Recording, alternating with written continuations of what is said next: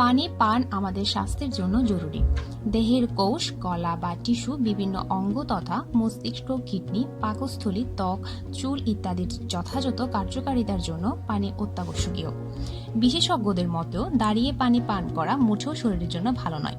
দাঁড়িয়ে পানি পান করা আপনার পরিপাকতন্ত্রের ক্ষতি করতে পারে, কারণ আপনি যখন দাঁড়িয়ে পানি পান করেন তখন তা প্রচণ্ড শক্তি ও গতির সঙ্গে খাদ্যনালীর মধ্য দিয়ে যায়, সরাসরি নিচের পেটে পড়ে, যা ক্ষতিকর, যার ফলে টক্সিন ও বদহজম বৃদ্ধি পায়।